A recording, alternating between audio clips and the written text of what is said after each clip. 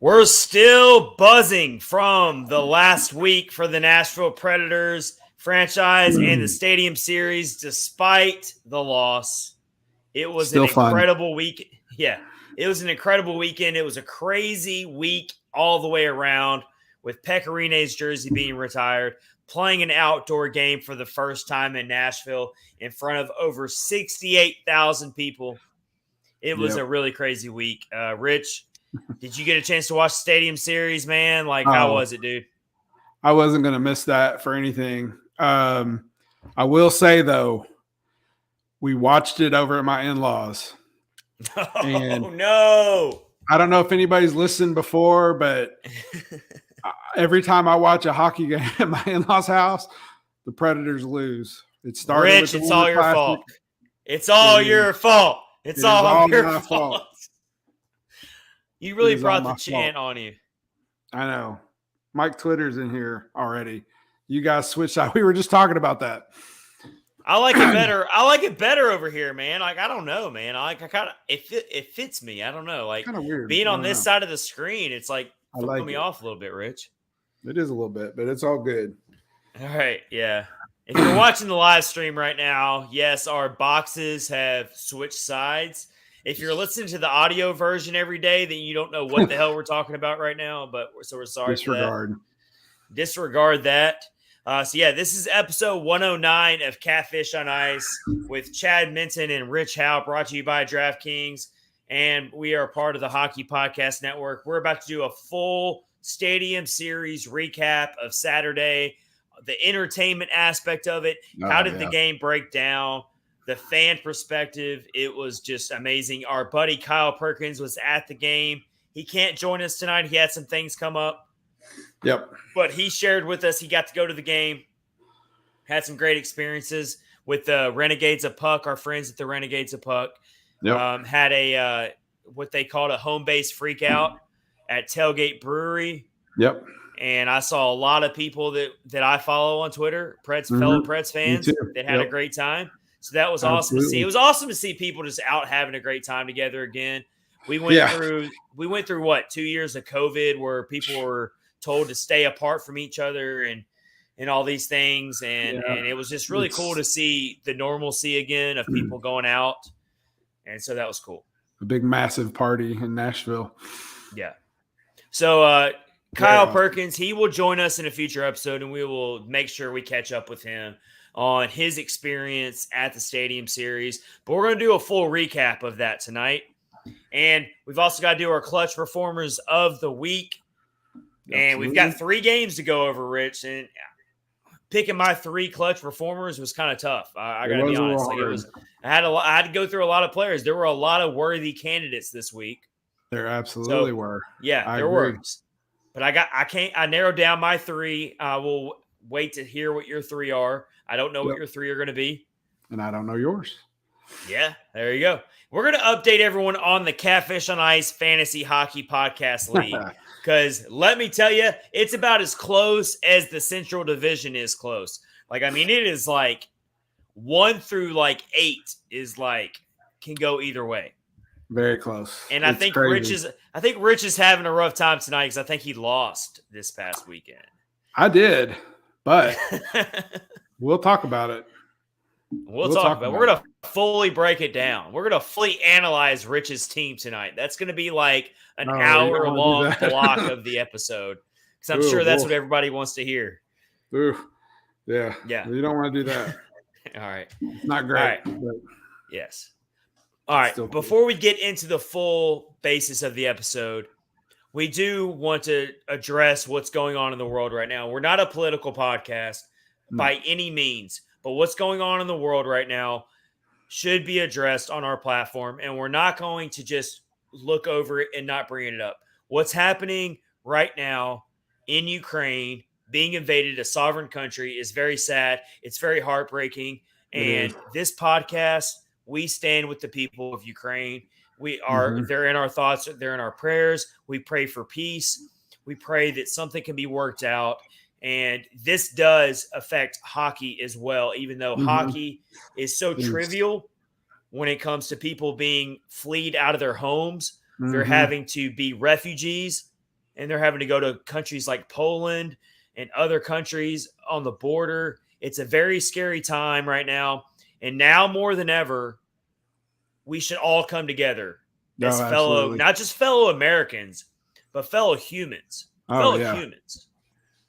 Yeah, because what's going on is just it is heartbreaking. Like you said, I've seen stories of families walking to the border and it taking like 3 days. And once they get there, the husbands have to stay back. If they're Ukrainian, they have to fight. If they're in a certain age bracket, they have to stay behind. But the thing is, all the ones that I've seen, they want to stay behind. They want to fight for their country, which I hate to say it, that's not something that we're used to seeing, that type of loyalty or whatever. It's just heartbreaking to watch them send their wife and children or whatever, their significant other across the border.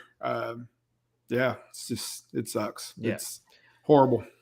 And so we're not going to go into a hockey podcast and talk about stats and goals and all these things without first addressing the major humanitarian crisis that's going on in this world right now. And we like I said, we stand with Ukraine. We stand with those people. We stand with everyone that's being affected by this war. There's Russian people who don't stand behind this war either. And we pray for those people. We stand behind and pray for those people as well, because they're not choosing this war. They're stuck in the middle of this in their country. And you're seeing it spill over to hockey. Whether I'm not going to argue whether it's right or wrong, but they're keeping Russian players now from participating in certain tournaments coming up. And I mean, I'm not going to get into whether it's right or wrong, but it's just really sad on all accounts. It's affecting people from all different angles. And all we can do is just keep our fingers crossed that world leaders can talk this thing out and figure out a way to diplomatically to stop the violence, stop the bombs, stop the air raids. And you're seeing civilians die in Ukraine right now. Innocent civilians are dying. And it's really sad. So we wanted to address that at the start of this episode, because even though we're not a political podcast, we're still going to address major humanitarian things like this. Yeah. And we stand with you. We stand with the Ukrainian people tonight on this podcast. Absolutely. Yeah, for sure. All right. Yes. So let's switch gears here now and talk about the Stadium Series weekend. It was a big time. It was a lot of fun for the city. It was a big deal. I think the city completely delivered on their entertainment reputation. That's kind of like the park. I mean, I obviously watched the Winter Classic in Dallas, and it looked like it was a cool atmosphere, but I think Nashville got them. I mean, it just looked like a big, huge, massive party. So they definitely it was.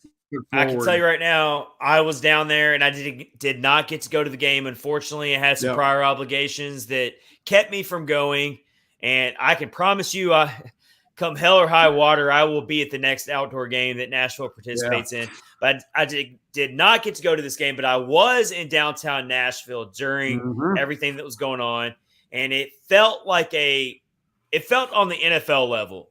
I follow the NFL very closely. I follow the Titans very closely.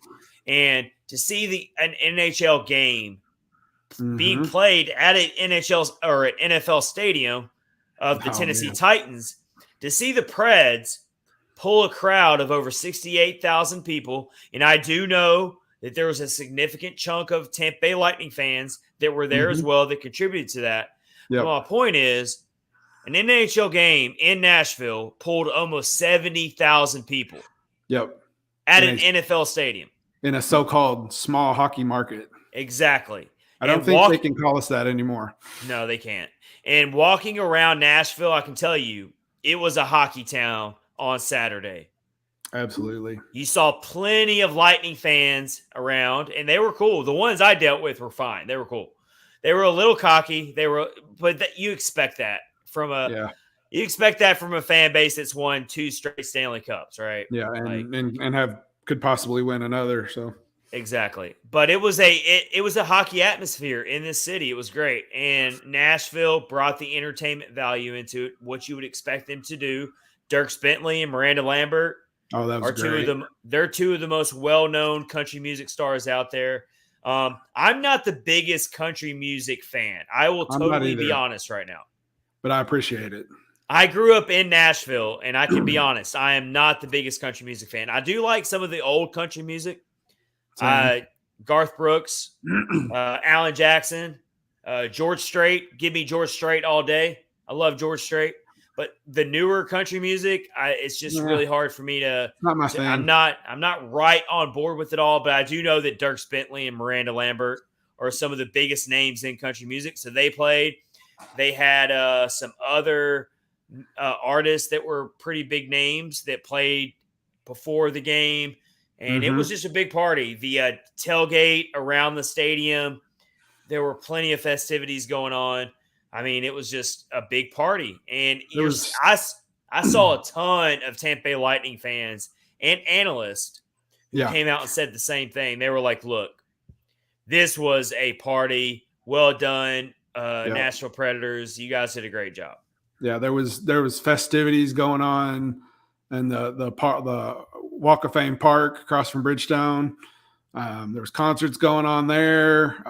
The whole place was it was crazy. When I did chat with Kyle a little bit, and he said he was very tired and wore out from all the festivities. I'm sure he was. He said it was a long day, but he had a blast. So I'm glad. Here's what I was kind of referring to. So Paul Driscoll, which is the digital audience manager for the Tampa Bay Times, covers the Tampa Bay Lightning. He tweeted, "I'd be remiss if I didn't thank the Preds NHL fans and city of Nashville. Fantastic host. Everyone we talked to and met was incredibly kind. This was my first visit to Music City, but it will not be my last." That's awesome. Yeah.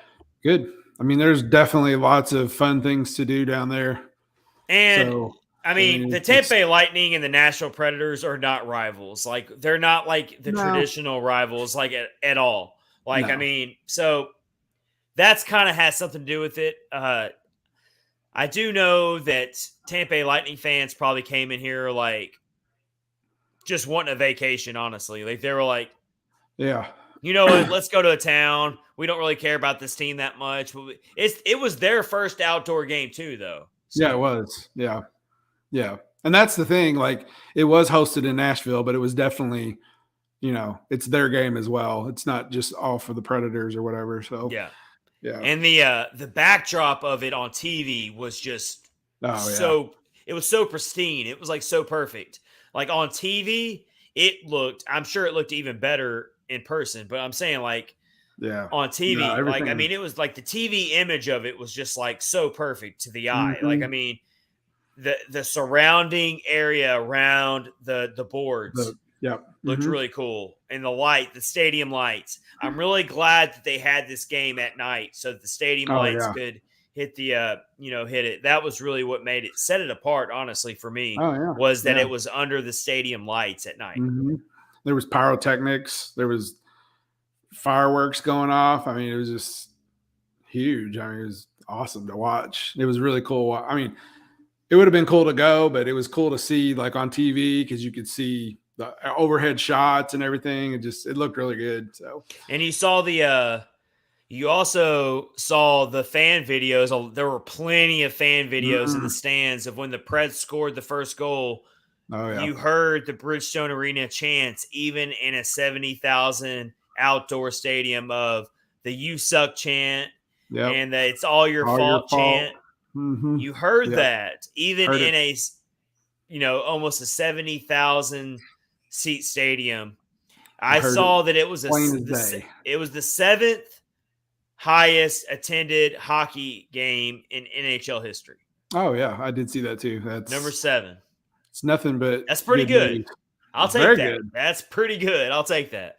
It's very good. You considering it wasn't a Winter Classic game. It was a Stadium Series game. And if you go back and look at a lot of the ratings and a lot of the reviews of these past Stadium Series games, they haven't done that well for the NHL. They haven't. Yeah. They've done really poorly, actually, especially in terms of TV ratings. If you look at the TV ratings for most of the Stadium Series games in the past, 8 years, they've done very poorly. Yeah. If you think about when they planned this to do it in Nashville, a lot of people like country music.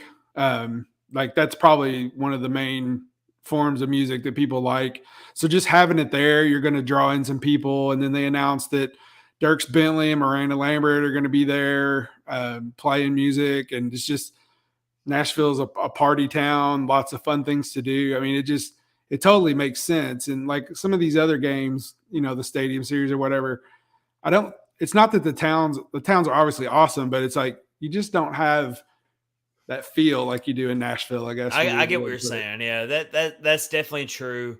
And that's the appeal of Nashville. That's why Nashville is a destination city, quote unquote, right now. It is. That's why everybody wants to come here is because of that, because Nashville has that appeal that some cities just don't have right now. Yeah. And that's just the way it is. But but the weather ended up cooperating. It was perfect hockey weather. It was just cold enough to be perfect, and so that was cool. And then you also saw the players wear their custom outfits before the game. Oh yeah. And so the Preds players are wearing these leather jackets. They look like rock stars. Yeah. It was crazy. It was cool. Some of the guys had on concert shirts. Matt Duchene had a Hank Williams Jr. shirt on. It said Bo Cephas, and Philip Tomasino had a Guns N' Roses shirt on. Just stuff like that. Tanner Jeannot had an interesting one too. Yeah, he did. His had I think I saw a picture of it. They all had things on them that were specific for the players, and Tanner Jeannot's was something from his hometown. Yeah, I got it right here. Yeah, it was it's from his hometown of Oxbow, Saskatchewan. Yeah. That's a grain elevator from his hometown of Oxbow, Saskatchewan. And that's a badass jacket. That's freaking cool. Yeah. All their the hats, they're all custom made. The jackets were all custom made. They made one for Pekka Rinne, and he got to hang out with them and ride on the bus. That was awesome. His jacket had his stats on the sleeve all the way down. So that was really cool to see. It was really cool. It was really cool to see Pekka Rinne riding around Nissan Stadium waving at the fans. It's like the Pekka Rinne retirement ceremony just continued. Yeah, so awesome just to see. So we got UC Soros, which is Dead Cell on YouTube, but it's UC Soros. Not the real UC Soros, but UC Soros. UC Soros. Yeah, he says, sup fellas, making a brief appearance. Well, thank you for making the brief appearance. Yeah. He is in our fantasy hockey league. I don't know how he's doing right now. I'm not sure. Hey, before you leave us, UC Soros, drop a comment in the stream about how the Stadium Series was, because I saw that you were at the Stadium Series. I think I retweeted one of your tweets from the game. So if you're still listening, share us some comments about that, what your experience was like. We'll share it with the listeners here. But it was cool seeing Pekka Rinne on the waving to all the fans. It was like his celebration continued into the weekend. Yeah, and then did you see the look on his face when he tried to throw the catfish? I did. It was so perfect. Yeah, I think he almost hit a skater with it, is why he was making that face. It's the best face ever, though. It's the best face ever. Yeah, it was really good. I really enjoyed that a lot. It was just cool just seeing him be there, and the place loved it. Everybody was going nuts. So, and if you're listening to if you're watching the podcast right now, or of course if you're listening to it as well, stay tuned, because we have Catfish Jake. Yes, Catfish Jake, the infamous man who threw the catfish on the ice against the Pittsburgh Penguins in the Stanley Cup Final in 2017. He is known for doing this. He once again made it happen at the Stadium Series at Nissan Stadium. If you haven't seen the video yet, it's not very hard to go find it on Twitter. Yeah. He figured out a way to throw a catfish on the ice. Yeah. And he's joining us later in this episode to talk about that experience. He's been on here before.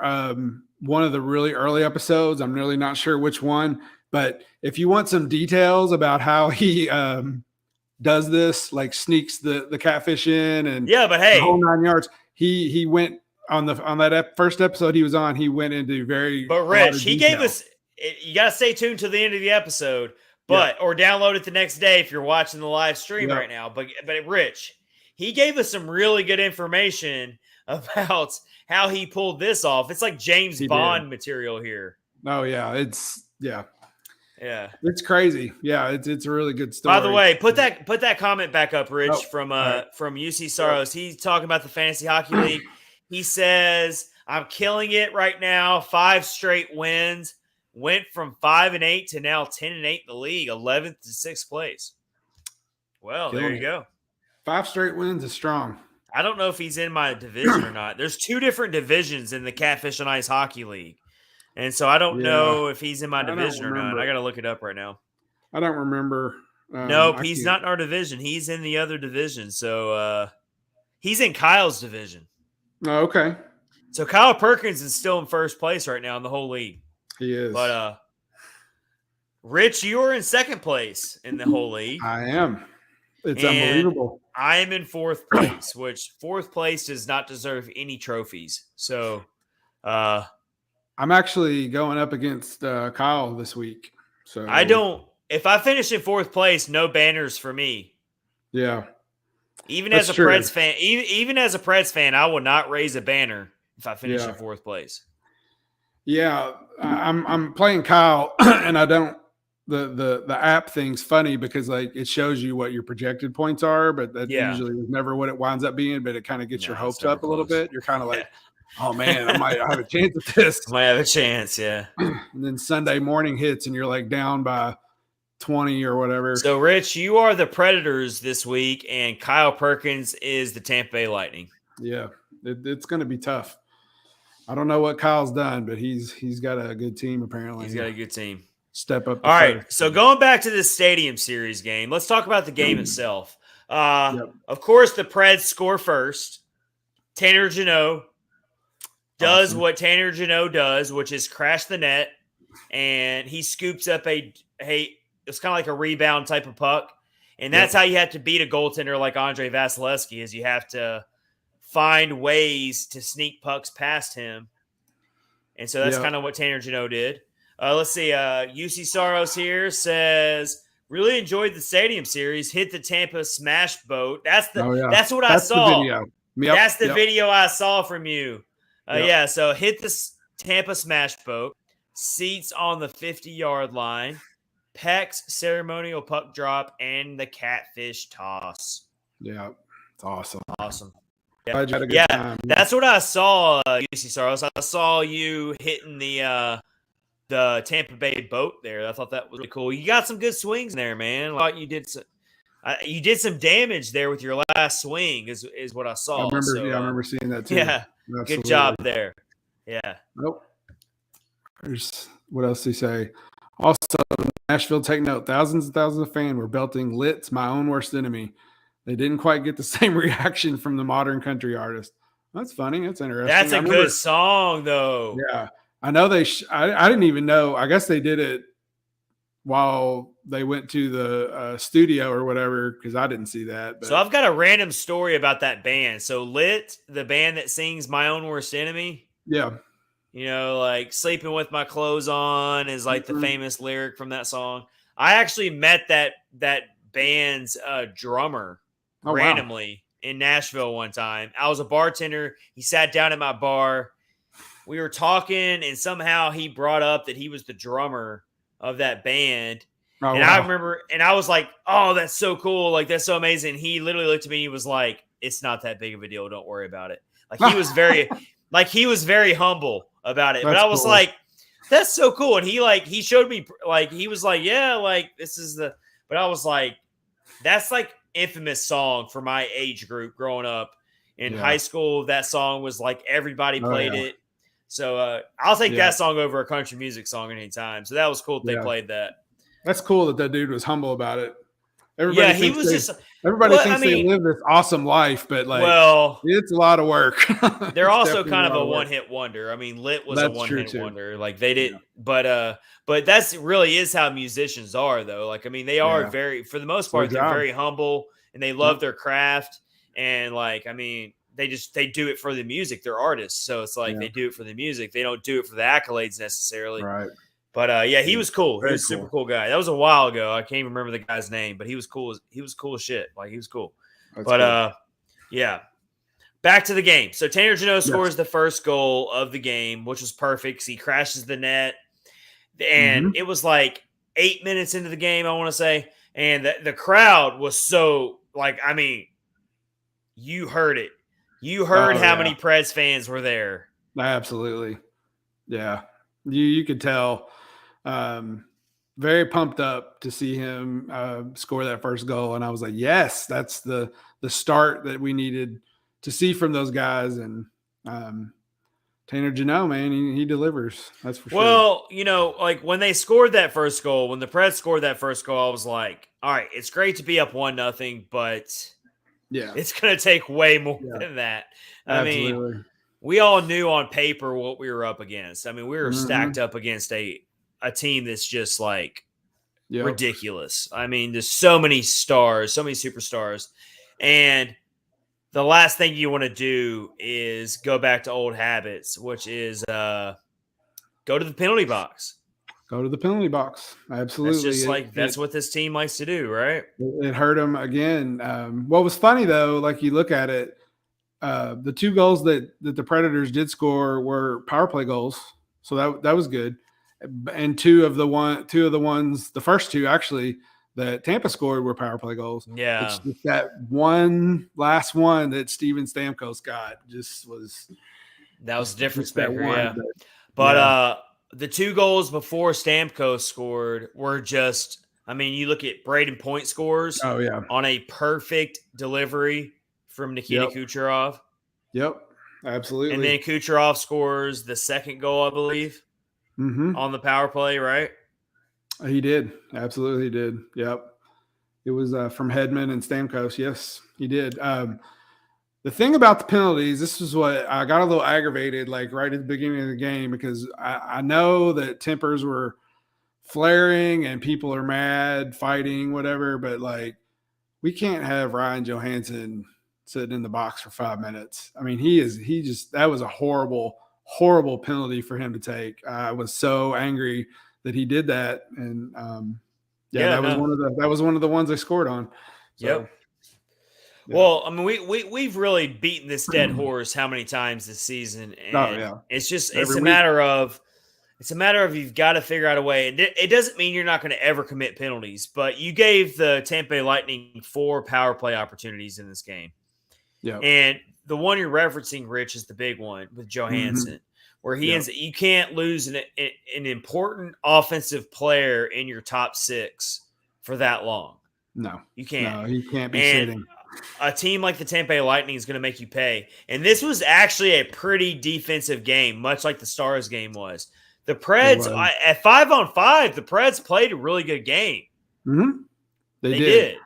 And it was a little I was actually a little bit surprised because Carrier didn't play. And we know that Mark Borowiecki is still not playing. So they called up Ben Harper. And he was playing on the line with Philippe Myers. And then it was Ekholm, Benning, and then obviously Yossi and Fabro. I was a little nervous about that. And like you said, 5-on-5, they actually did. They did play a good game and hung with them. So that was it was a back and forth. It was a really close. It felt like you were watching the Stars game all over again, honestly. Like it was very tightly closed in defensively. There was a lot of blocked shots. Wasn't a lot of room to make things happen. There was some good goaltending from both Saros and Vasilevsky, but the difference maker for both teams was on the power play because the Preds also scored 2 power play goals. And so, I mean, I think you can really come out of this game, even though you lost, feeling pretty good about it, feeling pretty encouraged. Yep. And there's no reason to panic too much over the loss or because luckily the Preds got 2 big wins before this. Yeah. They beat the Stars on Thursday on Pecorine night, and they also got a crazy wild win on Tuesday against the Florida Panthers.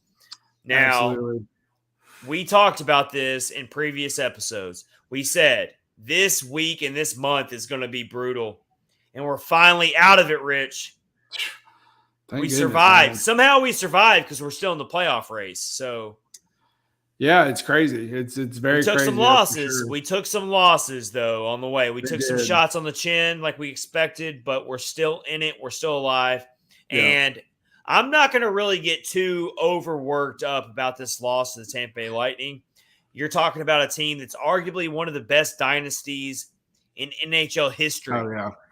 Absolutely. If the Tampa Bay Lightning win a Stanley Cup this year, that's going to be 3 in a row. That'll be their 4th Stanley Cup since becoming a team.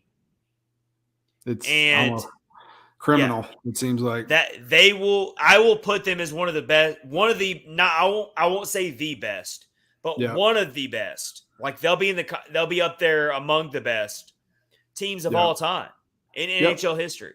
I agree. Totally agree. And if you look at the trajectory they were on before the Florida game, ugly. It wasn't good. They came back, beat Florida, like we said, beat Dallas, like we said. Had they not won those games before this loss, we'd be having a totally different conversation right now. But to come out of the losing streak they were on, and then to win 2 of the 3 games against all 3 very incredibly tough opponents, and to hang with the Stanley Cup champions, you got to look at that as a good thing. I mean, it turned out to be a really good week for them. It could have went sideways, that's for sure. It could be a lot worse right now. Yeah. The standings are, of course, still really close, though. I mean, you're thinking the schedule is about to soften up a little bit. You would hope, anyway. The Preds get Seattle on Wednesday. Yeah. Then they have another 2 days off, and they play San Jose. So it's going to work out to where they have 1, 2, 3. They're going to play 2 games in 7 days. Yeah, I don't like this long break before playing Seattle. Actually, they're going to have 2 games in 9 days if you really extend it out. Yeah. The Preds have another really long stretch where they're only going to play 2 games. Yeah. And then once they play Dallas on March the 8th, that's when the schedule really gets more congested and it gets more to a normal schedule. But, I mean, you got to look at it this way. It's really hard for these hockey players to take this long of breaks between games in the middle of a season. Yeah, I know that they probably scheduled it that way because of how big the stadium game was. But, 3 days. I guess it's 3 days off. Yeah, that's usually not doesn't pan out well. So they have 3 days off. Then they play Seattle. Then they have 2 days off, play San Jose, and then they have another 2 days off. So that's like it's a huge stretch of hockey or a huge stretch of the calendar where they're only playing 2 more games. So it's really hard for players to stay in a rhythm. Yeah. When they're like, it looks like it's too much of a break, like you want to see these players get healthy again. Mm-hmm. But it's for me, I'm kind of ready for this team to get back to a regular schedule again. Well, you're going to get exactly what you want in March because it's game day, day off, game day throughout the whole month pretty much. So that should get them back into a good rhythm, and hopefully they can get back to how they were playing before. And they've got 2 back-to-backs this month too. They got 2 back-to-back situations this month too. So, oh yeah, yep, they sure do. St. Louis and Minnesota division stuff right there. So, Phil Forsberg scores a goal in this game as well in the Stadium Series, which kind of gave you a glimmer of hope that maybe they could push this to overtime. He scored a big goal when it was the Tampa Bay Lightning had just gone up 3-1. Mm-hmm. And the crowd was kind of getting out of it. Phil Forsberg scores a big goal. You were thinking maybe, just maybe, just maybe, they can push this to overtime. My final score prediction, Rich, in the last episode, I'll be totally honest, was 4-3. The Preds would win in overtime, and I was still feeling kind of good about that prediction, Rich. Yeah. Oh yeah. Because it was 3-2. It was 3-2, and I'm like, if after Philip Forsberg scored that goal, I'm thinking, okay, come on, boys. You get one more tying goal here, then my final score prediction can come true. But awesome. Didn't work out for me. You predicted 2-1 Preds win, didn't you? Yeah, I did. Whatever. Yeah, that didn't work out too well. That was a dumb prediction. It's so hard to predict final scores. It is. I know. I have no clue.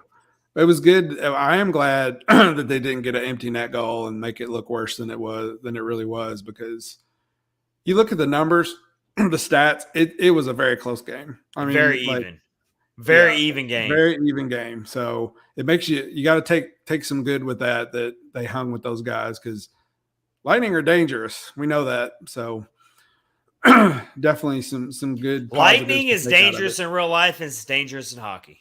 It is. Yes. Yeah. Make sure to stay indoors during a lightning storm. But luckily, we don't have to play the Lightning 8 times this season, like during the 56 game regular season. That would have been horrible. I just don't even want to think about that whole scenario ever again. It was so horrible. You talking about the 56 game regular season? Yes. Because we had to play the Carolina Hurricanes 8 times. We had to play the Tampa Bay Lightning 8 times. And I know we've said it before, and I've talked about it, but we were like, "Oh, this is going to be awesome! It'll be different, something different." And then as it wore on, we were like, "Ugh." We also liked it when the Preds got to beat up on the Blue Jackets for like a long time. They did. We were like, "Oh, we love this! Like we've won 4 in a row because we played the Blue Jackets 4 times. Three times of the 4 was the Blue Jackets." But then we had to go through a stretch where we played the Carolina Hurricanes and the Tampa Bay Lightning. Fun. Yeah, fun, but luckily we don't have to see the Tampa Bay Lightning again until the last month of the season. So hopefully by then things will be different. We'll see. But anyway, all right, let's get into our next segment of Catfish and Ice. Before we do that, we are brought to you by DraftKings. And for all of our basketball fans out there, and for all of our sports fans too, honestly, because if you're into sports and you're into the DraftKings Sportsbook app, you need to be following our promos that we have going on right now with the DraftKings Sportsbook app. And right now, there's an awesome offer going on right now for our basketball fans. Awesome deal going on for you right now. Whether it's a windmill dunk, whether it's between the legs, slam dunk, whatever it is, the DraftKings Sportsbook app is here for you, for our NBA fans. And, I mean, all you got to do is just throw down a little bit of money on your favorite team in a game. That's all you got to do. It's pretty easy. Rich, do you have an NBA team? I don't. I used to be a rabid Chicago Bulls fan. Like, obviously when Jordan was playing, but I think everybody was a Chicago Bulls fan then. I was a big Chicago Bulls fan. Like, I had a Rodman jersey. Nice. The whole 9 yards. Yeah. So, I just don't watch it anymore much, but it's exciting. I know a lot of people love it. And it's an exciting time of year for the NBA because just like the hockey, hockey and NBA kind of run the same schedule, like the same timeline. So they're also getting into the playoff crunch of their season. So that's why this is a perfect time right now to go to the DraftKings Sportsbook app right now. And all you got to do is throw down $1 and get $150 in free bets if your team wins that you bet on. It's that simple. Pretty sweet deal for you. Download the DraftKings Sportsbook app now. Use promo code THPN. Bet just $1 on any NBA team and get $150 in free bets if they win. That's promo code THPN at DraftKings Sportsbook, an official sports betting partner of the NFL or the NBA and the NFL, but also the NBA. I'm still stuck in NFL mode. Yep. 21 and up, minimum age and location requirements vary by jurisdiction. See DraftKings.com/sportsbook for a full list of requirements and state-specific responsible gaming resources. Void where prohibited. Minimum $5 deposit. Gambling problem, call 1-800-GAMBLER. In Tennessee, call or text the Tennessee Red Line at 1-800-889-9789. In Connecticut, call 888-789-7777 or visit ccpg.org/chat. In New York, call 877-8-HOPENY or text HOPENY 467-369. He shoots, he scores. I do. Yeah, it's a really hard script to read there. It's very hard. I'm going to make you start doing that, Rich. I probably should. You laugh and make fun of me every week. Oh, no, I wasn't making fun. That's awesome. You did good. If the sportsbook isn't available in your state yet, you can still take a shot at the big payday. Everyone can play for huge cash prizes with DraftKings Daily Fantasy Basketball Contest.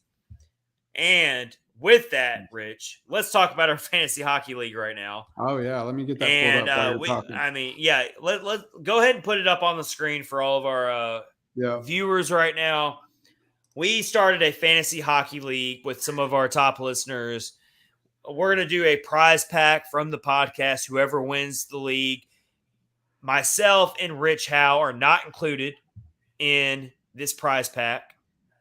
So the top listener who finishes ahead of us. Yep. So there it is right there. Look at that. Number 2 right there. Oh, yeah. You're proud of that, aren't you, That's Rich? me. I don't know how it happened, truthfully. I still love your name, though. Zachary LaRue flips off a who. I love it, man. That's it. Yep. That's awesome. All right. So Perkins is first. Our friend CJ is third, and you are fourth. But look at the records, though, Rich. Like it's like 11-7, 11-7, 10-8, 12-6, 11-7, 10-8, 10-8. Yep. It's the points is why it's like that. That's the tiebreaker.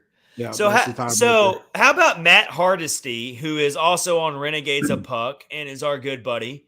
Mm-hmm. He is 5th in the league, but he's got the most points by a landslide.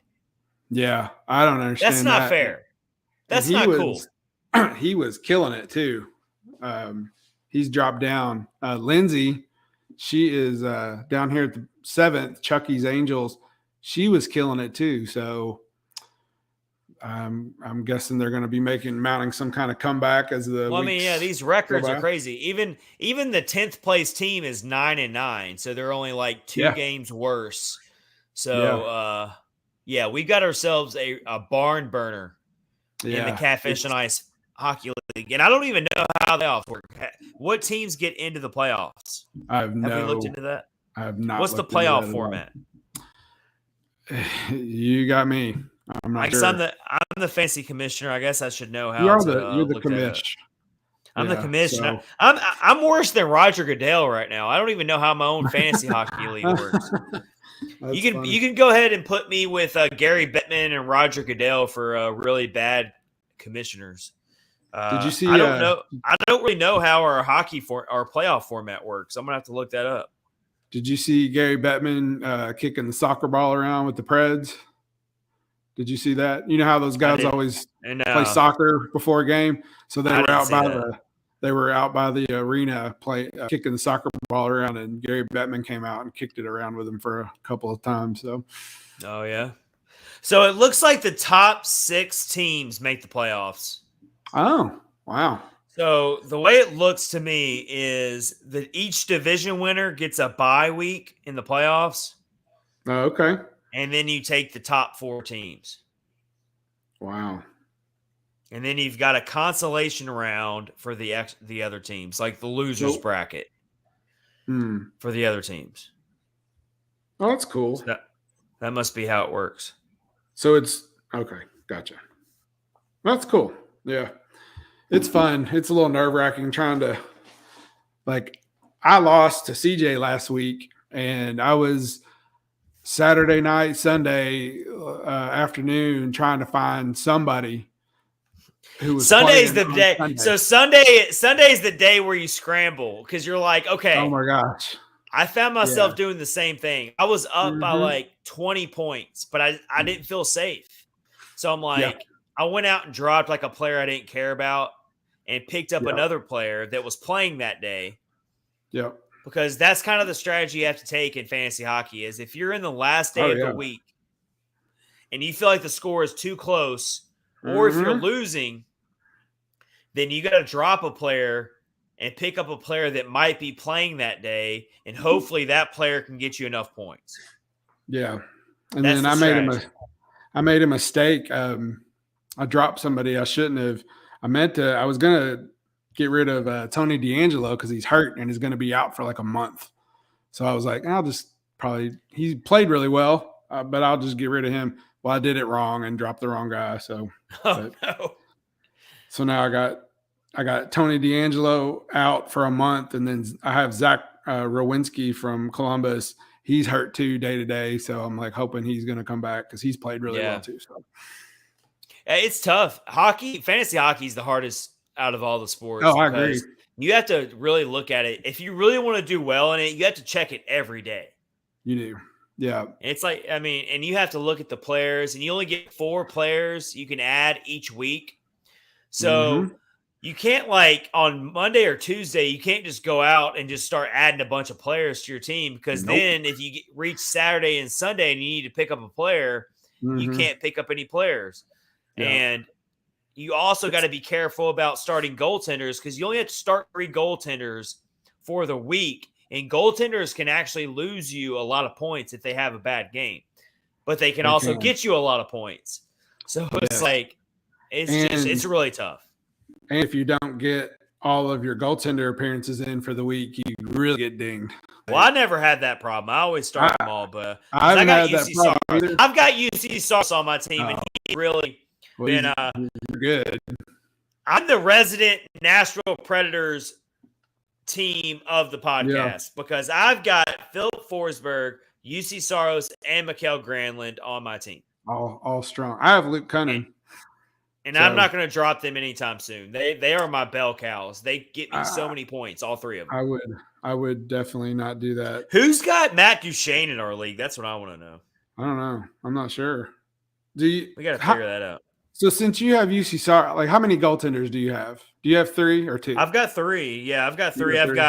So somehow Jake Ottinger was available like 3 or 4 weeks ago, and I picked him up. That's messed up. So listen to my goaltenders, Rich. I feel pretty good. I'm kind of like an embarrassment of riches here. I've got UC Saros, Thatcher Demko, and Jake Ottinger as my 3 goaltenders. That's pretty strong. Yeah. Well, so let me read you mine. You got Fleury. I know you got Fleury. So I do have Marc-Andre Fleury. He's hot or cold. I have Ilya Samsonov from Washington, who hasn't been playing. He's not bad. Hadn't been playing great. And I have Philip Grubauer. Ugh, he's the worst goaltender in the league this year, Rich. You need to drop him. I needed one, so I picked him up. So. He's statistically the worst goaltender in the league, Rich. Why do you have it? I needed somebody.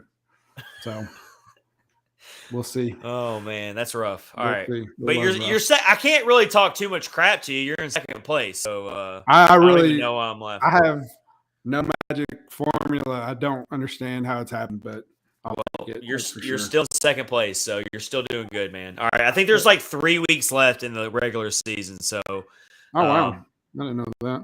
For all the people that care, we will keep you updated. Yeah. No, we got 4 more weeks left after this week, so we got 4 more weeks. I was going to say it is riveting. It's riveting for us, right? All right, let's list our clutch performers of the week. Rich.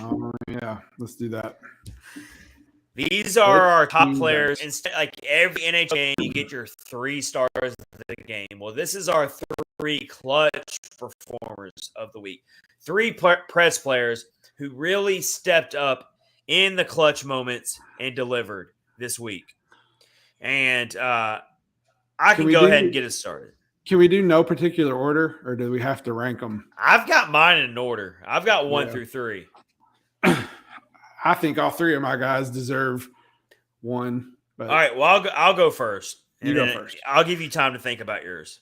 Okay. My number 3 clutch performer of the week, and it was tough because there was one other player that I will mention after I list my players who I really, really wanted to put in my top 3, but I couldn't do it. Yep. My number 3 is David Riddick because he is the one that stopped. He is the one that stopped bleeding. He's the one that stopped the losing streak. He got thrown in completely rusty off the shelf and had to play the Florida Panthers. He got thrown to the Wolves, both literally and figuratively. He got thrown to the Wolves, only he got thrown to the Panthers. Thrown to the Cats. Yes, thrown to the Cats, yeah. And, I mean, he was massive. He made 44 saves, 91.7 save percentage, which is no small task against the Florida Panthers. And the goals he did give up in that game were not really his fault. They were just really tough saves to make against a really high-scoring team, the highest scoring team in the league, mind you. Who can drop 9 on you without even thinking about it. If David Riddick comes into that game completely rusty and not ready to play, that's a loss. Mark it down. It's a Preds loss. 100% would have been a loss. Now, lucky for David Riddick, he got some goal support. He did. What'd you say, Rich? So you had David Riddick number 3? I did. I wrote down exactly what you just said. Thrown to the Wolves, hadn't played since the middle of January, got the win against one of the top teams, if not the top team in the NHL. He definitely deserves the kudos and the accolades because he played really well. So yes. And the only reason he's number 3 and he's not higher is because he only played 1 game. I mean, we're going off an entire week here. So we're going off the Florida game, the Dallas game, and the Tampa Bay game. But I don't care that he only played 1 game. That 1 game was massive to get the Preds back on the right track. Huge game. Especially considering neither myself or Rich or Kyle Perkins gave the Predators any chance of winning that game. I had no faith. So that tells you right there. Yeah. I should be a better fan. Well, no, we're just realistic, Rich. That's all it is. Yeah, it is realistic. Yeah. On paper. All right. Shouldn't happen. Number 2 clutch performer for me of the week is Philip Forsberg. He scored 2 goals, 2 assists, racked up 9 hits. This dude is actually starting to get physical. He's always been kind of physical, but I don't think people talk about it enough.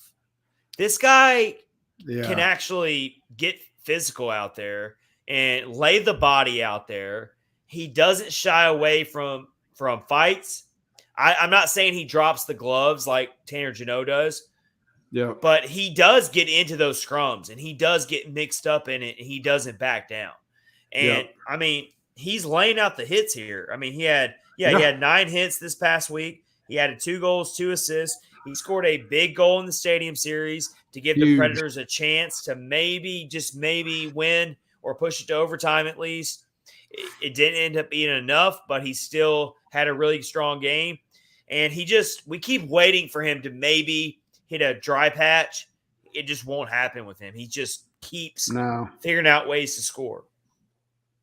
Yeah, and I know he went through, I don't remember, I guess it would have been against Winnipeg and Washington where he had troubles, but they all had trouble then. But, yeah, I mean, he just keeps finding ways to get goals, and that's what we need. Please stay, Philip Forsberg. Please don't go anywhere. And you go back and look at the Dallas game. Nobody had a great offensive game against Dallas, but it was a very defensive style game, right? And Forsberg had 5 hits in that game. I mean, he was very physical. He figured out other ways to make a difference, even though he didn't score a goal in that game. Yeah. Was that the one where he got in a fight? So now, David Poyle, can you just go ahead and re-sign this man, please? Make it happen. Just please, so we don't have to talk about it anymore. No. Do you know how old he is? Is he like? He is 27. Yeah. So I saw something, I can't remember, on Twitter. Somebody was saying he's going to want like a really long contract. Yeah, so no, like, he should want a long-term contract. Yeah. So yeah, that is a little scary, but I'd give it to him. Yeah. You got to pay him. I would give it to him in a heartbeat. Yeah, right now. I mean, it is scary because we've been bit before by these long contracts, but it's Philip Forsberg, man. You can't let him. Think about it this way, Rich. Think about it this way. The long contracts we've been bit by in the past. Yeah. They were players that came from other organizations that we fell in love with. Who were awesome for those other organizations. But Philip Forsberg he has been here from the start of his career, basically. Yep. Mm-hmm. That is a different precedent. You have to reward a player who's been with your team since his rookie year, and his rookie year was the best rookie year a rookie's ever had in this franchise history, right?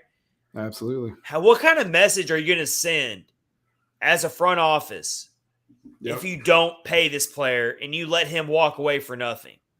It's going to be bad. Yep. How much money do you think he deserves? You got to give him at least $8 million, $8 to $9 million. If you got to pay him $9 million, pay him $9 million. I think it needs to be. I think he needs to make more than Duchesne and Johansson, so they both make $8 million. You don't pay him. You're going to have to give him $9 million, and you're going to have to probably make it a 6-year deal or something like that. Yeah. Like you don't pay him Roman Josi money, but it needs to be. He needs to be the second highest paid player on the team. Absolutely. Would you think $9 million for 6 years is fair? Yeah, the way he's playing, at least $8.5 million, 8.5 to 9. Yeah, I think so. I think you're gonna have to give him $9 million, Rich. Yeah, there's a team out there that'll give him $9 million. There's a team out there that'll do it. Mm-hmm. Now you have to ask yourself the question, and I've brought this up many times. Is Forsberg one of those types that's willing to take the quote-unquote hometown discount maybe? Maybe he'll take a cheaper deal than he would with another team because he loves this team. He loves this franchise. He loves this city. What did you think about that tweet that was put out by the St. Louis Blues beat reporter, Andy Strickland, who tried to get everybody up in arms about how and I'm not saying it's not true. I don't know his sources, but – you also saw local media come out and completely rebuke that and say, no, Forsberg has not said any such thing. But yeah, it's like you said. I don't know if it's true or not.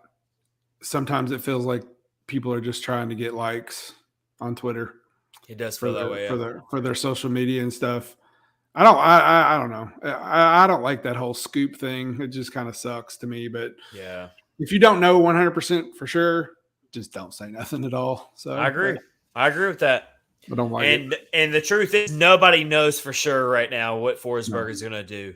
I don't even think Forsberg knows right now. I don't know.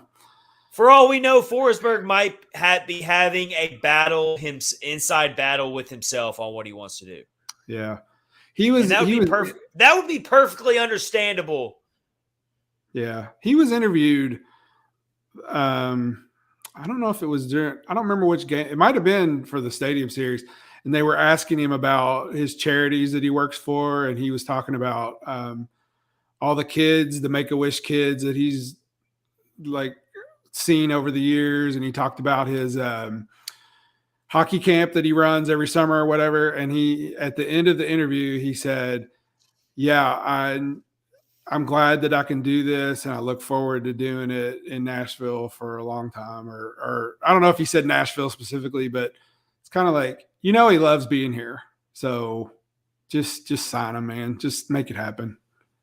I'm all in on paying him whatever he wants. I wasn't at first, but I want to give him whatever he wants. But the longer it goes, the more nervous I get, though, because that's when I start asking questions. Yep. We're in March right now, or tomorrow. It's March 1st. That's when I start asking questions. Like I've been saying this, if it lingers closer and closer to that March 21st trade deadline, I'm going to start getting really nervous. I'm going to start sweating some bullets. Yeah. Because at that point, you start asking, why is there not a contract signed yet? Mm-hmm. Yeah. I think if he takes the home... Every day that goes by leading up to March 21st, I'm going to get more and more uneasy about it. Oh, absolutely. I think if they offer him like a hometown discount thing, he's going to want like a long contract. So 8 years, maybe. I don't know how. That's a lot. 8 years puts him at 35, man. I don't know. Yeah. I think $9 million, 6 years for $9 million, I think is a safe offer. Is a fair offer. I like that. I think that's a good number. All the way around, it's good. 6 years takes him to age 33. It takes him through the prime of his career. Yep. That's a really high salary. $9 million contracts do not just get handed out like easy. Yeah, they do not. CJ, our friend CJ, has weighed in. If you had to trade one player away for whatever you want, who is it? Wow. Before we answer that question, Rich, let's share with the audience his amazing fantasy hockey team name. Oh, what is it? Oh, Grube's Crack House. Grube's Crack House. Yep. That's awesome. So Snarky Squeegee is his name on YouTube, which is also a good name. But his CJ, he's in our fantasy hockey league, and his team name is so eloquently laid out. It's Grube's Crack House, which is just, I mean, it's awesome. I'll put that second place behind your name, Rich. I still think that Zachary Leroux flips off of who is the best one, but I all right. If you had to trade one player away for whatever you want, who is it? That's some hypothetical there. Like, all right, if you had to trade one player away for whatever you want. Oh, real quick before we talk about that, we had another new person, the Beer Sports Whatever podcast. Hi guys, good show. And then after what's that, up? I subbed. You're almost at 100. Congrats. Yes. Thank you so much. We will. Awesome. So if you have we got to check out their podcast, and I'll also sub to theirs. We will. Absolutely. And I love that name. I love that name because I love beer, and I love podcasts, and I love sports, and sometimes I just say whatever. Yeah, you're like whatever. So literally the entire name of your podcast just fits in my wheelhouse. So thank you so much for that. We'll make sure to send you a sub back for that. And look, here's Isha. Boom, 100. Wow. So we actually got 100 tonight. Is that what they're telling us? What? That's all right. Awesome. Isha is the co-founder of the Hockey Podcast Network, which we are so lucky to be a part of. You're not going to be able to see it. Never mind. 100, man. We hit it. Isha, thank you so much, man. We love you, and we're so appreciative of you to give us this platform and all the great work that Isha and Dylan does. Mm-hmm. Yep. All the great work that they do for the Hockey Podcast Network. And I'm telling you right now, if you're not following the Hockey Podcast Network, you're doing it wrong. If you're a hockey fan, if you're a fan, Isha does the Soda Pod, which they do craft beer.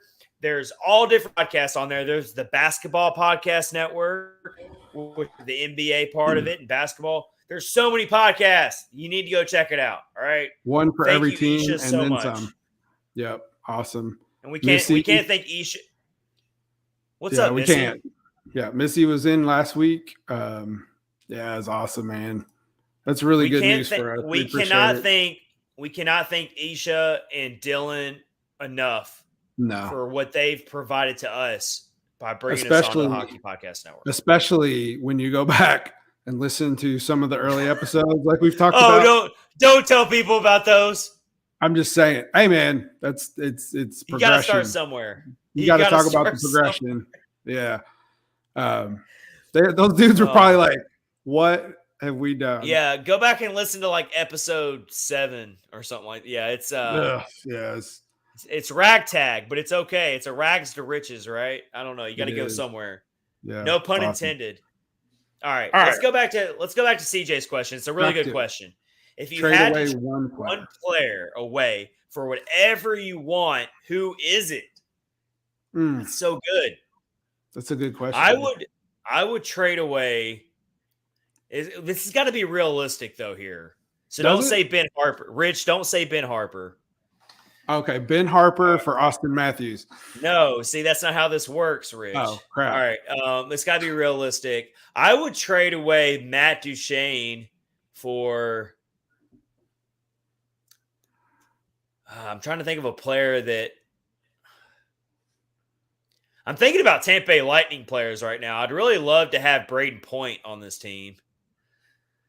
I would give away Matt Duchene and like Yuso Parsonen or Igor Afanasyev in a first-round pick for Braden Point. That's pretty strong. I really just pulled that out of my head like just instantly. All right. Yeah. Hear me out, Tampa Bay GM. Whoever your GM is up there in Tampa. You just played us in the Stadium Series. You just beat us. I will give you Matt Duchene, Igor Afanasyev, and a first-round pick for Braden Point. Or Nikita Kucherov, give me either one of those. I'll take Braden Point. I would take Braden Point first, yes. Yeah. All right. I pulled that out of my head, though. Yeah. Like, right on the spot. I got to throw this up there, too, real quick. Isha says, thanks, guys. You're beauties and awesome people to work with. We love having you guys. Man, that feels so awesome to hear. Thank you so much. We appreciate it. Rich, we're waiting for your answer here. All right, I gave you mine. I had to pull that out of nowhere, and I mean, I'm not very good at things like this. We can think more realistic trades here. Let's think more realistic. That's the hard part. So Luke Cunning's out there getting floated around as a possible trade piece. If the Preds really want to get aggressive, Luke Cunning is the type of player that teams could be interested in. Yeah, but all the guys that I like are all the name people that, you know what I mean? Like I would throw out some players you're interested in. I'd like to have I like Jason Robertson from Dallas. Yeah. Okay. Yeah, he ain't going they're not going to let him go. Yeah, that's what I mean. Like so you're talking about the players on the trade market right now you're really not interested in? Like you're really not like into I'm interested in Jake Debrusk. So what would you give away from the Preds for Jacob Debrusk this year? That's a fair question. I'm going to help you here, and I'm going to see if you agree with me, Rich. I would trade away Luke Cunning. Yes. I would trade away Luke Cunning and maybe a third-round draft pick for Debrusk. Would you be willing to go that far? I would. I would maybe even do a second just to sweeten the deal a little bit. I know that's Jake Debrusk is like good. That? Jake Debrusk is a really good player. I like Luke Cunning. I really do. I really like Luke Cunning, but I feel like Luke Cunning is not going to give this team ultimately what they're missing and what they need right now. And what they need is another player, a young player who has a knack for just scoring really big time goals. They're missing some. They got Phil Forsberg. They kind of got Matt Duchene who can do that. But, I mean, Tanner Jeannot's starting to show that he can score the big time goals. You've got Roman Josi who can score big time goals. After those four players, who do we really have that's scoring? Yakov Trenin. Okay, so that's five. I named five players that are scoring big time goals right now. Mm-hmm. All the other players, you can't count on them to score big time goals. Yep, you're right. Did I miss anybody? Did I miss anybody? No, I'm not going to count Ryan Johansson. I'm not going to count Ryan Johansson. He is not scoring big time goals. No, he's not. I think you nailed it. So, dude, Debrusk. I actually watched. He was interviewed after not their last game, but the game before, and the media was asking him like, "Are you still wanting to leave or what?" And he was like, "Yeah, I'm not going to talk about it." So I think like he's still he loves playing there, but I think he's still ready to move on. So I think it's still a possibility, a little glimmer of hope. I would love to see him play for the Predators, but I don't know. I don't know if the Predators have anybody other than picks that Boston would want. So to go back to CJ's question, if you want to put it back up on the screen there, Rich, for anyone who might be popping in, this is a really good question that CJ asked, who's part of our group here. He's in the Fantasy Hockey League as well. He said, if you had to trade one player away for whatever you want, who is it? So we threw in Jacob Debrusk just now, a more realistic. I offered up, I would be willing to trade Luke Cunnin in a 3rd round pick. Rich even threw in a 2nd round pick for Jacob Debrusk. I went a little bit crazier and more outlandish because obviously it's not going to happen. I got a little bit more hypothetical, and I said I would give away Matt Duchene, Igor Afanasiev, and a 1st round pick if I could have Braden Point. But that was a little bit more outlandish there. Here I got one more realistic trade that could happen. I would be willing to give away Nick Cousins and maybe a 3rd or a 4th round or a 2nd round pick for Phil Kessel. Yep. And there's already news out there. There's news out there that the Coyotes are willing to retain 50% of his salary. That's strong. That is huge because his salary cap is pretty up there. I looked at it once before. I don't remember exactly what it is, but it's and you're looking strong. You're looking at a team like the Coyotes. They're just looking to like shed off all this stuff. Yeah. And maybe they'd be willing to take on a Nick Cousins who could be part of their rebuild. You don't know that, maybe. Yeah. So I would take that trade in a heartbeat. Like I wouldn't even think twice about it. I'll give you Nick Cousins. I'll give you a 2nd round pick and give me Phil Kessel. You retain 50% of the salary. I'll take that and run with it. 50% is strong. That's a huge. Would you swap that, Rich? Would you take that deal? Give him a 2nd round pick. And Nick Cousins? I like Nick Cousins, but man, Kessel brings a lot to the table. So you're adding another player who can give you some goal scoring. I'd probably have to go for that. Especially CJ says Forsberg for Cole Caulfield, who's a young budding star in this league. Yeah. Yep. Okay. I don't know about that, but I'm not sure. Not sure. All right. That was a good topic. All right. Did we ever get to our top clutch performer, we did not. Rich? We did. We got off the rails there. It's okay. I don't mind doing it. All right. Top clutch performer of the week for Catfish on Ice, episode 109. Before we go on to our interview with Catfish Jacob DeVraw, who threw the Catfish on the ice against the Pittsburgh Penguins back in 2017. He is joining us once again to round out this episode. If you're watching live right now, you're going to have to go listen to the podcast tomorrow or go download it. If you're listening to it right now, then good news for you. Just keep listening because it's coming up later on right here in just a few minutes. Let's do our last clutch performer of the week. Rich, let's see. So we've had the same 2 people, right? Yep. David Riddick and Philip Forsberg. Yep. All right, this is a no-brainer. Rich, this is a no-brainer. It has to be Tanner Jeannot, right? That's who I wrote down. So Tanner Jeannot had 3 goals, 16 hits, and 2 blocks on the week. He scored the first goal in the Stadium Series to get the Preds on the board. The guy is he just won't go away. Everyone keeps waiting for him to go through a rut to maybe bow out of this Calder Trophy race. He just won't go away. Yep. He won't go away. What really kicked off the whole making him a clutch performer is the 2 goals in the Florida game. Yep. Those are big. That breakaway goal. Oh, my gosh, man. Yep. Absolutely. That breakaway short-handed goal. First of the season. Yep. That was it. That was it. Yeah, that's just that right there was awesome. That tied the game at 4-4. That was right after The whole debacle happened with Luke Cunnin, where they called goalie interference. Yeah. And Tanner Jeannot breaks loose thanks to a really good pass from Dante Fabro. Oh, yeah. Laser pass. He beats a really, really damn good goaltender in Sergei Bobrovsky. Yep. He did. Backhand. Yep. I mean, that was I'm telling you right now, that's the goal of the year. That is the goal of the year for me. Yeah. Especially the first shorthanded of the year.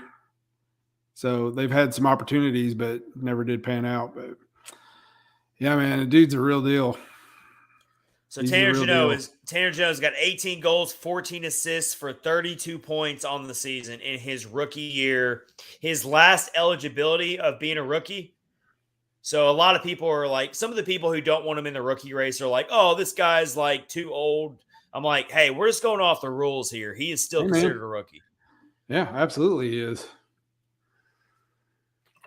Coming into this season, so you want to hear this? Coming into this season, Tanner Jeannot has 7 career NHL points. Yeah. Yeah. And now he's got 32 this season alone. That's what an awesome story for that dude. So man. I think it's safe to say that David Poile hit it out of the park when he protected Tanner Jeannot in the expansion draft. Is that fair to say, Rich? He did. Is that fair to say? I've changed my stance. I was upset about it at first because I wanted to keep Calle Jarnkrok. Well, not him, but I really wanted to keep Calle Jarnkrok. Well, I think we were thrown off by Philippe Myers being protected. Yes. Well, but Philippe Myers had just been acquired in a trade for Ryan Ellis, so he kind of had to protect him. Yeah. But there is a certain radio host in this town that's not very popular that completely bashed the Preds for protecting Tanner Jeannot. So we'll just we'll save all the hate mail for him. Yeah. I'll have to go back and listen to the tape, but I don't think we were mad about it. Not mad. I wasn't. Well, I was saying me personally. I really wanted a way to keep Calle Jarnkrok, I guess. Not mad about. Maybe there was a way to do it. Yeah, you're right. Because I remember mad's a strong word. Because I remember at the time when we were really looking at the expansion list and the protection list, I remember us thinking, well, we've got to protect all these defense. We got to protect Dante Fabro. We got to protect Matthias Ekholm. We got to obviously we're going to protect Roman Josi. We're going to protect Alexander Carrier. And so the Preds ended up being one of the very few teams. I think they were one of 2 teams, if I remember correctly. Yep, absolutely. That protected 5 defensemen. Mm-hmm. Yep. And so it came down to, I mean, if David Poile doesn't see the value in Tanner Jeannot, it could have been very possible that he would have protected Calle Jarnkrok and Colton Sissons over Tanner Jeannot. Yeah. Instead, he let Calle Jarnkrok be unprotected. He protected Tanner Jeannot. He protected Colton Sissons. And it looks like a really smart decision at this point. So, yep, definitely. He's awesome, that's for sure.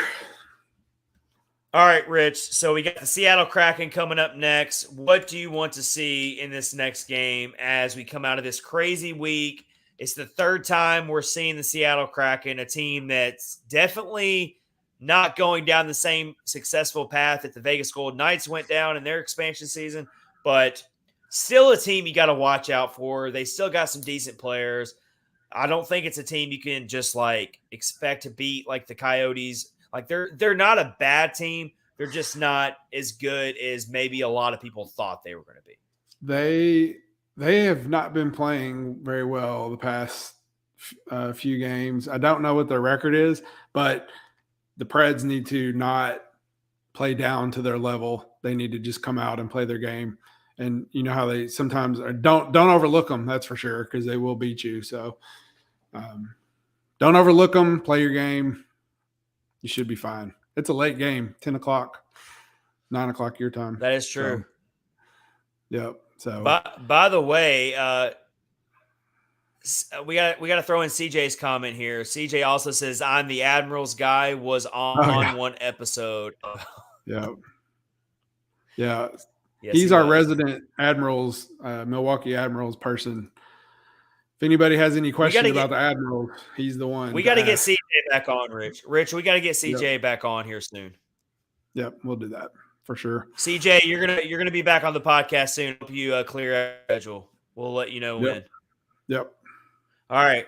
For sure. All right, so this is episode 109, the Catfish on Ice, Chad Minton and Rich Howe, brought to you by DraftKings, part of the Hockey Podcast Network. Don't go anywhere. If you're listening to the podcast right now, the next day, and you've downloaded it and you've subscribed on YouTube, you've interview coming right up next with Catfish Jake, the infamous Catfish Jake, who threw the catfish on the ice in Pittsburgh against the Penguins in the 2017 Stanley Cup Final, and he just did it again at the Stadium Series. We're gonna ask him how he pulled it off again. Yep. Stay tuned for that. If you're watching the live stream, yes, he is. He's been on the podcast before. If you're watching the live stream right now, you're going to have to download the podcast later tonight when we make it available on Apple, on Spotify, on iHeart, any major podcast platform. You'll be able to download the full episode.